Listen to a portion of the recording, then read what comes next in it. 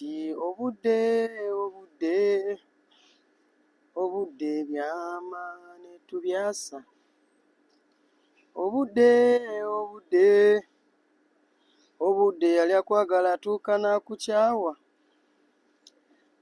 lwaleero lwakedde ng'olulala ng'era olusuubiramu ebinyuma ogenda kunyegereza obudde ti gwe obadde ososolera emiwula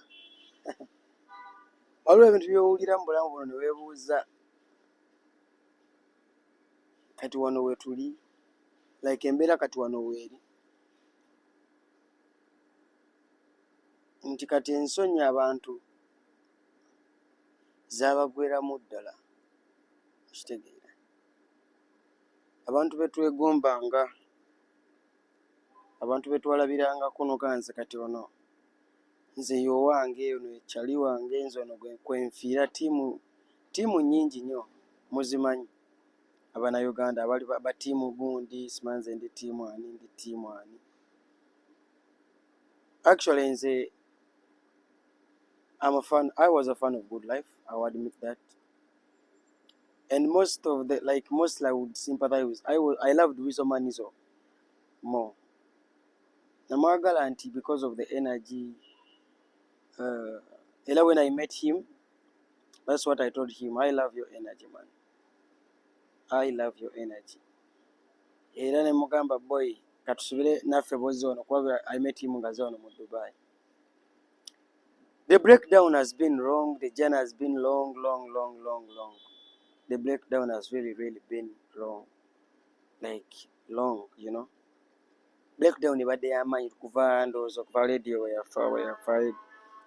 Was it 2015? There are wounds in life that come and don't go. There are things that keep coming. When you saga ya Wizo gye yabaddemu ne Chaga. Remember Chaga ye yabajja ewa Jeff Chiwa after some scandals ne bafunamu obutakkaanya ndowooza yali agiwadde omuliro nga bagamba ne bayita agiwa omuliro n'abajjayo. So Chaga has been the manager blah blah. Naye bw'otunulira Wizo okuva radio we yafa Wizo has been totally out of it nti yawulira nga Katonda alinga amuleetinze down. A lot of people bavuddeyo ne bagezaako kwogera naye bamu encouraginze. Yatuuka ekiseera n'afuna emirembe mu muntu ng'ogyeko Jose Chameleone, ng'ogyeko baganda be, maama we yafuna emirembe mukazi we Sandra. Nze when I was next to this guy namanya nti guy ayagala nnyo mukazi we. Kitegeera namanya nti guy ayagala nnyo mukazi we. Abantu baagala abakolambo Bebe Cool ayagala Zuena, Wizo Manizo ayagala Sandra. But the relationship yabadde mu scandal, a lot of things have been coming up. Simanya mukuba Sandra yatuuka n'okuba nga anoba n'adda ewaabwe e Rwanda okwetereeza biki. Ne issue people have been putting it nti okuva radio bwe yafa omukulu aba depressed. Mukulu abaki naye it's been a while now. I think it's like 5 years now. Embassy bide myaka ng'etaano giyise oba mukaaga. There are things people expect a grown-up person to have overcome. Teri kisinga luma muyimbi mu nsi muno nga mugamba nti tokyasobola waggwamu biki ebyamu ku ebyakubya Nobert promoter, a new generation promoter. A lot of insults baadde baziweereza nnyo Wizo, tokisobola, tokyali muyimbi, tokyali. So whenever he takes alcohol, he takes maybe drugs, bimuyambako okola ndowooza because I won't say that that's the way. There are better ways. Waliwo therapy doctors basobola okwogera nabo, waliwo abantu mikwano gye basobola okuba nga bakuyambako noba ng'oddamu okitegeera nodda mu mbeera n'ekubeerera fit okitegeera. But there are things people take for granted. Life is something that goes at once and never comes back okitegeera. So Wizo Manizo tewafiirwa bulamu. A lot of people have been saying this. I'm saying this because I love you. I'm your fan. I'm a support. I've been supportive since day one. Kubanza what I used to love is your energy. Tibuli rimba olwajjanga waluyingirangamu na energy, wafiitingangamu. It's never easy. Era mu luyimba lwa Wizkid gwe yasinga okuyimba, honestly. That song, You Wizkid Lady, or Malayaliani, or Linavi, I don't remember. But you gave me the best part. And you had a song like Nakujali. That song was nice. Nakujali, Nakujali, mama. It was a damn nice song, man. But I don't know what's really happening to you. You have the talent. If you think you're nti abantu bakuyisaamu amaaso, it's not the right thing. Si kituufu ekyo. Either wewe obudde, you take a break, osobola kita n'olitalinga otaddamu na kuyimba because you've done enough. Otandika nga tuwangayo show buli emu, singa wabiyita ebyobima n'oleka stage nga buli like maybe oyimba wabweru yokka. Kwa Uganda okitegeera pressure y'amaanyi, people are talking this and that. This has been on you for a long time. Now I understand what you're passing through, but you have to come up, man. You can't be like this for the rest of your life. You have to reduce on the intake of alcohol. Nze kimsobyokera kumacha nga ndaba wakabi wange, nga ndaba omuyimbi wange ng'abeera humiliated.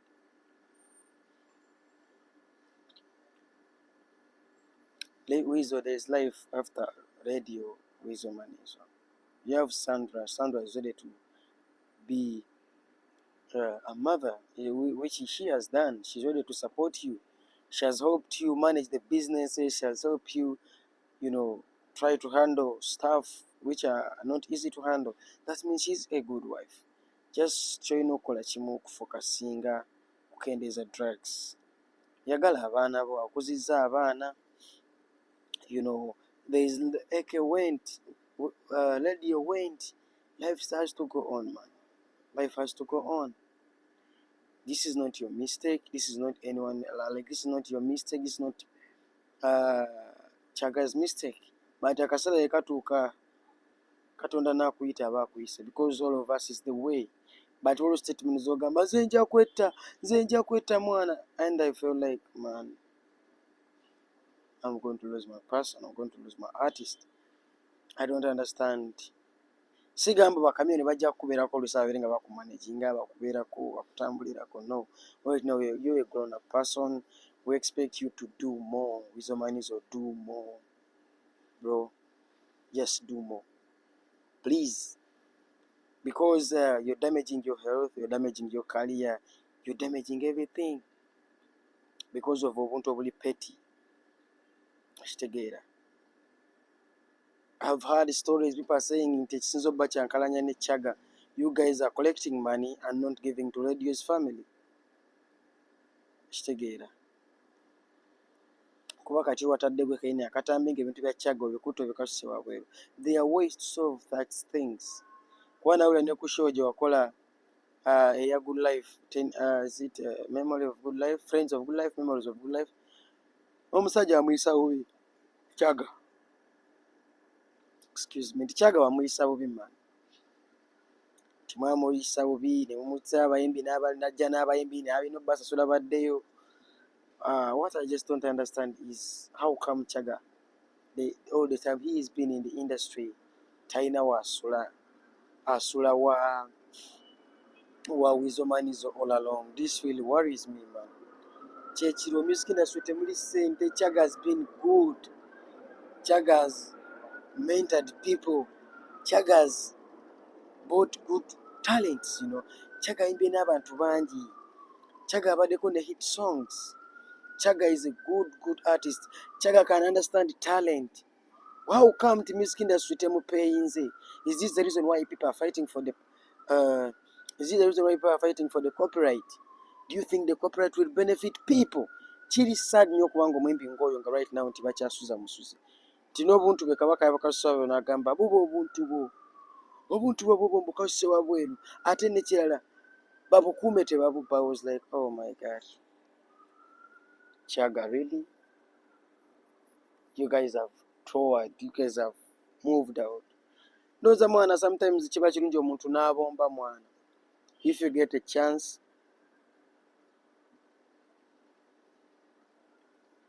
bw'ofuna chance n'okuba hit boy dduka. Era ani Figaza bw'ofuna chance eva Uganda bomba. Bw'ofuna omuzungu bano ab'emamaazi ayagala kutwala bweru kale akazungu ke nakulaba nako kafunisa olubuto ova Uganda mwana. Big up Alafatiti. Kitegeera wakitegeera kyolina okukola n'ogwambala. Sometime talent e Uganda tekiggwa. Kitegeera bwentulamu ku mbeera ya Kyaga ndeetera n'omusajja Drake Kali ne sitamujajinga nnyo because things are not easy. Music industry ebikola bulala ebintu mwana. Bw'otunuulira abasajja abagenze ebweru ne bakyusa obulamu ebweru waliyo opportunities okusinga wano e Uganda. All you have to do is twayigenda ebweru ogeze kuyingira mu system ereme kukuboola. Naye mwana abasajja otunulira embeera abayimbi abasinga gye balimu bafuka babbeega. Kati nalabye Red Banton takyava ku Rich MC Rich yamutambuza amulambuza ennyumba ye mwana. Balinga mwe bagenda obeera bonna. Of course at the end of the day ennyumba ejja kuba y'abaana ba Rich. So there are things man by'otunula okalaba abayimbi baffe mwana. Abayimbi abasinga baavaako bw'otunulira Jamie Culture, one of the best artists mu Kampala awo. Ne Jamie Culture South Zone naye yayitako. Kitegeera bw'otunulira n'omusajja tuyina kola namanyi paka last simanye esedduka so fast. Omusajja ng'oyo hip hop artist, one of the best hip hop artist. Tiyafunako n'omukusalo kijja nti naakuba GNL omuziki ku Lido Beach GNL naakola bw'ati. Abantu ne bakola bwe bati. Lot of people have lost lives ku industry ye Uganda eno. Bw'otafuniramu bulwadde obwava okutambulirako eddogo lingi. So bw'ogenda ng'okuba show Kid Fox big up boy. Omuntu yenna asobola okubomba. Kid Fox bwe yatuuka bw'ati China, Japan, China n'agwambala n'atandika obulamu. Kati is a big, looks nice. Akulaga ina life. Bw'ofuna omukisa n'oyingira Canada dduka abaana bagenze.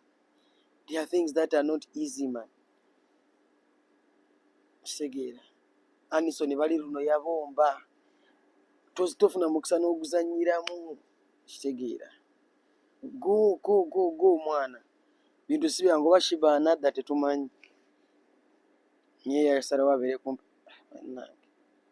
Let's just pray for people mwana. Bano Judith ababiri badduka dda kugenda ya bulamu. Kuba eno Uganda mwana ekola abayimbi ebintu copyright tekola. Kati okusinziira ku ngambo Kyaga abadde accusinga Wizomanizo nti Wizomanizo abadde afuna royalties okuva mu Spotify, okuva ku YouTube ne social medias endala nti ssente abadde azigyeyo n'atagabirira family ya radio, which is not right. Bwe kibanga kituufu oba ssente zivaayo Wizomanizo ne badde akwata percentage y'omusajja n'agiwa. Waliwo ebintu ebimalako abantu emirembe mwana. N'oba mulamu naye nga tolina mirembe because of such things. Ti omuntu mwali mulina mwenna ekintu mwasasolinga kwata ebyakalisayi bwekalisayi kwata percentage y'abaana be ogibawe. Oba bali bweru wa Lilian yali eyiwa e Kampala kasente kajje newo kalitwala kinene. Let Lilian take the 40%, you know. Kati nkimanyi olimu omukazi agamba kola booti ne booti nede ya mulimu obuntu n'okujjukira haso ze mwakola ki ze mwakola. People used to say nti omukadde we yafiira oba radio we yafiira. Tell you guys we are going to split up. Whereby waliwo evidence z'ennyimba nti ali ennyimba zali akoze kumpi album 2 nga ziri solo. But still you guys hanged up together ebyatutabulira. Era Kenny n'agamba nti kasi we kasita yakyogera nga mulamu. So there's nothing we can say. Kuba yakiyogera mulamu so twawula na Wizo kuba tuvudde wala. He say that nga mulamu. Nendala video za radio nga zatandika dda n'okukaddiwa ku social media because he say tayinza goba Kyaga yamumakinga Kyaga yamugjayo Kyaga boss we. So when you look at all that and you look at all this we having right now, it is just a mess. It is just a mess. Someone has to step in between these two guys. Someone has to come up. Kubanze nkubulira amazima. Wizomanizo, you need Kyaga. You need Kyaga. Honestly, you need Kyaga. Abeere nga kubeera round. Because incident ebagamba nti the lady was beating you up, according to people, and people ababyogera si bantu just, but people have been saying it. Basajja bananga bakuba abakazi kambabulira ekintu kimu, mostly ng'omukuba otamidde naye oba omukuba oli mulamu omukazi yenna bw'okuba n'omukuba n'otuuka n'omuzaalamu abaana ng'okyamukuba n'atagenda n'abeerawo n'otuuka ekiseera n'onafuwa ng'omukazi oyo waali ojja mu incident ezo ez'okwekuba ojja tuuka ekiseera atandike okukuba okuddiza naye time ejja tuuka ng'onafuye. Be basajja b'osanga ku kitanda ng'ali mu kubuliri alina omukazi ewaka naye ng'ali ku buliri afa yekka, oba omukazi wamubonyaabonya mu buto bwe n'omukuba paka mu bukadde, naye bw'afuna omukisa ng'olwadde onafuye, be basajja b'oddako nga anywa eddagala n'amukuba empi. Mukazi bakuba n'osanga omusajja ng'ali mu buliri naye ng'abagenyi baggyeko omukazi yanywedde eddagala naye nga tannakuwa ddagala kyokka ng'olina onywa eddagala, n'akutta mpola oba n'akusiibya mu bulumi. Ab'Enganda bajja tayagala laba muntu yenna, abasawo bagambye tebamulaba nga gy'oli mu buliri, because manyi abakazi bo tebeerabira, they keep that here. Akitereka wano n'akulinda n'okaddiwa, n'akulinda amaanyi ne gakuggwa. Amaanyi bwe gakuggwa n'atandika okwesasuza naye byonna bye wamukola, okusinziira ku lugambo taamala emirundi awumula emirembe. Okitegeera siniya nti naye olwokuba nga alina abakyala bangi family tebyali byangu okusaawo esembayo. So abakyala bano gezaako okusiima kutono naye tewandibadde ng'okuba mukazi, tewandibadde ng'oyisa mukazi. Kati owulira mu kati ssaawa zino Wizo Manizo Sandra atuuka ku extent akuba Wizo, kitegeeza Wizo otuuse ekiseera onafuye, ebyokunywa bikumazeemu, buli wootamira bw'oti akusabula naye tasobola akkiriza omukube, because kati yaguba yakimanya takyalina wagenda.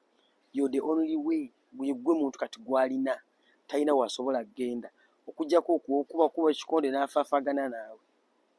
Naye lwaki twandituuse wano mwana? Why will this be like this? Nti tewamuwa choice, wamulaga hard way.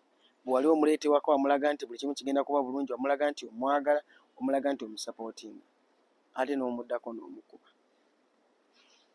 Omukazi anyiize muzibu okutereeza ddala ng'alina ekintu ku mutima. She has been through it for a long time. Era abasajja abakuba abakazi mwegendereze. Omukazi bw'omukubira emyaka egisukka mu 2 emuzaala abaana n'asigalawo, bw'ona akaddiwa muganda wange, kubira maama we aba akubeerako bw'aba waali oba bawalabo.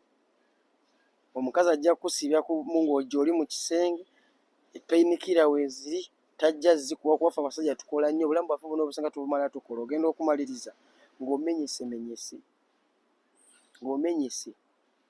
Era olwo omusawo dokita yagamba eyo mu Amerika, olwo omukazi yabyogera ku YouTube awo nti abasajja abasinga abakulu mu malwaliro bafa bokka, kuba omukazi atuuka ye n'agenda talina budde bwebyo akonsideringa biki bamukolera oba bamukuba. Kuba abasajja abasinga olina otuuka okumukuze n'omukazi akadde agenda akaddiwa n'ozaako omukazi omulala. These people don't take it lightly. Afuna obukyayi ku mutima nga bakutadde mu ddwaliro ku kitanda, obulamu busembayo, obudde busembayo bugenda kufa, teri muntu akuliko, abaana bo bafumbirwa dda, abala bali mensi baabuuka wabweru w'ensi, n'obeera munda nga just olimu wekka,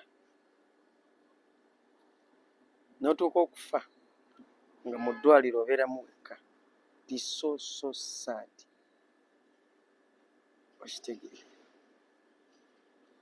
in life waliwo ebintu bye tuyitamu ng'abantu, olina okuba nga Katonda akuyamba nnyo n'okuza famire eri wamu, n'okuza abaana. Wakati ekiseera ebisingamu abasajja abatulugunya abakazi, ovaawo abakazi abo omuntu asobola okukwata obukyayi n'abuteeka ku baana bo. Talina obusiru bwa kitaawo, naawe otaleka ojja kuba ng'abakazi nga taatawo. Kitegeera there are things, bw'oba osobola okwewala okukuba omukazi kyandibadde beta n'omukola n'okyewa. Wadde amba lowooza obutabakuba laavu, ku extent Sandra yabadde atuse ku level ekuba Wizo. Kitegeeza Wizo wooli onafuye muganda wange. Kkiriza wooli onafuye.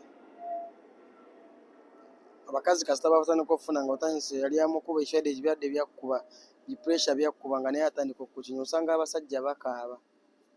Yamukubanga emigere n'amuswaza mu kkuba awo kati naye amufunye alwadde. You know when you get a problem omanya nti maama w'abaana wange yono. So it's better noleka nga omukazi tolwanye naye. Kuba ffe abatojja funa mukazi alinga maama wa, at the end of the day mukazi alina weakness ye, mukazi balina ebizibu byabwe.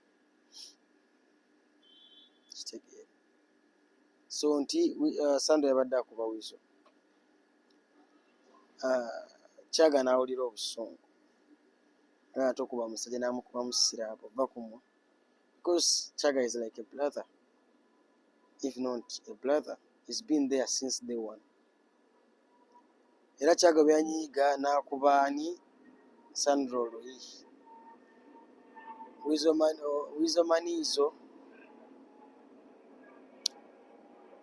ne bamuzeeka mbu after omwenge gwamuweddeko Sandra n'amugamba Kyaga yankubye Oluyi. Ffenna tumanyi, as I told you nga ntandika video noti mu bantu abaagala bakazi baabwe nze nalaba Wizo Manizo ayagala mukazi we. By the way, incident we twali wano e Dubai. Yali ayimba mu Happy Boys Club wano e Dubai. Ng'ayimba.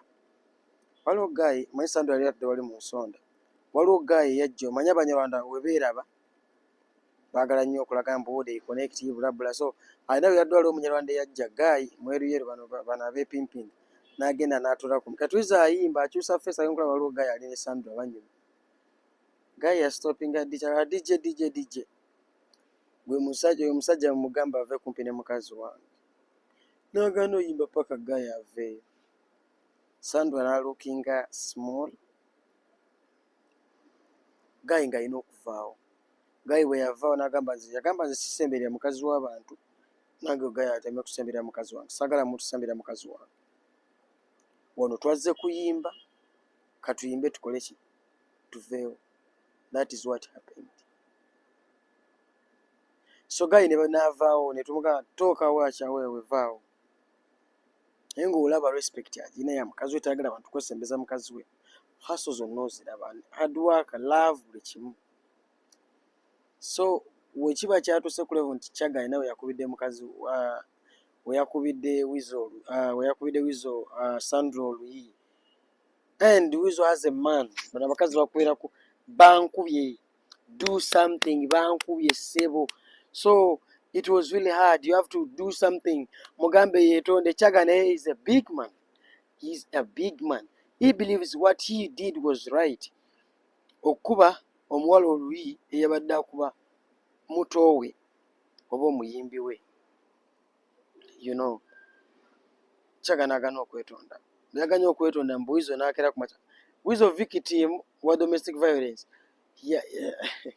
Kuba Sandra amukuba. Kati kyali Wizo akuba Sandra kati Sandra akuba Wizo. Because he's now weekend. Drugs have zimwabizza. Oba kanyama ne otuke ebbanga ng'okankana n'okkankana bw'oti oba tonyweddemu. Oyaba otuke essanga lukyasobola bivaako nga ne rehab tekutaasa. There are times we batugamba nga Wizo agudde ddala omujjukira ebisa bya Lady and Wizo. Ku birthday awo Wizo nga bakuba ne bayisa bubi. N'ayisibwa bubi. So but he's one of the like calmest guy ng'omusemberedde mukakamu. Tayogera bingi, takola ki. Is the guy for it. We are just Happy Boys kyatukolera ekintu ekyatukuba omuziki. He's a guy ali energetic. He's a guy ali loving. He's a guy who knows how to entertain. Wizo entertainer. So Kyaga yaganya okwetuna nga akubye Sandra Oluyi lwakuba Sandra yabadde akuba ani Wizo. Whereby I can really understand and be like supportive. Because at the end of the day, Kyaga is right. There is no way mukazi wotandika okuteeka engalo ku bbaawo. He's the man. He's the head of the family. So Wizo bamugambye agambe omusajja yeetonde. Omusajja n'agaana okwetonda. Wizo n'agenda ku police. This is how it is alleged. N'agulawo case mu musajja akubye mukazi wange kino. slap bwe yavudde ku poliisi Kyaga n'agenda okwetonda bizo n'akwata ebintu byani bya Kyaga n'abiyoola era byonna n'abisuulawa ku kkubo n'alikodinga vidiyo bye bino ebintu byo kaka odrop ko Google mufaliso go n'amujungulula n'amulabisa which indicated that Kyaga has been in the music industry but talina kyalina talina nnyumba sisuubira nti alina emmotoka like emmotoka asobola okuba alina tomanyi. It was like a disappointment. It just showed me that music industry in Uganda is just a lie. If you don't break through n'ogenda wabweru oba n'otakozesa bulungi social medias YouTube TikTok biki, there is no way for you. Oba kati ku manipulating numbers kubanga ofuna sente. Alien Skin has got money quickly as people say, but just amanyiza game where nti he's fought to be there agezako kubanga agezako collecting sente ne business zayina ezebbali ebyo spare biki. You have to have something, some gig on the side. What happens after the music industry kitegeera. Eddie Kenzo ayina nzijukira tulusala nga tukola ne ranks. By the way, ranks photographer yasinga okwefaananya Uganda Uganda abali kuzononya ku ranks photographer kuba ebifaananyi by'emikolo mbaga biki n'ebisigadde birthday byonna just cameraman wa kabi videographer wa kabi so omukoonako nabanga atajja nakolera full package half package byonna kiba kikko. So I used to twagendanga ne ranks ebiseera nga tukyayiga videography twagendanga ku studio wenamanyiza ati Eddie Kenzo ayina cameras apangisa camera ayina yagula ebintu so abayi bagenda bepangisa you can lend like they can lend it to you a day. So mulina okola business ndala Boboy ayina Busabala Beach ayina ne business ndala Bebe Cool ayina Watu ne business ndala kati mpulira ayina kwali kitegeera. Mogene club bakamyo bayina night kitegeera bayina yona night babere buli sabu zitsara ne bayimba. You can talk to clubs mukole band mula music tajengera mukole band is a good thing. Band ziyingiza sente funa abantu bo abasobola okubira omuziki. Guys, let us involve like tukole ebintu byebbalu tusobola okubanga tuyingiza sente. It's sad okubanga seba tawali talina like nga ne show yennyini eyagala lema because ba sponsor tebaliiwo kitegeera tibalina kwogera ne sale kubawa sente kola vijade sale yennyini yekyanze ate ne sale yennyini nga yekyanze kitegeera. So music industry Uganda is just a frustration. Tebamanyi ku social media general kiyabagamba general is earning money ku social media akwata music na mtaka ku Spotify. Those who listen to it numbers zimusasula send abawagizi bene bagane bagula music kitegeera. You have to deal with your fans. Sepas memulo sa surviving zatya nga tuluka n'okutaluba mu enyimba na musamu ne watabana lwe tumanyi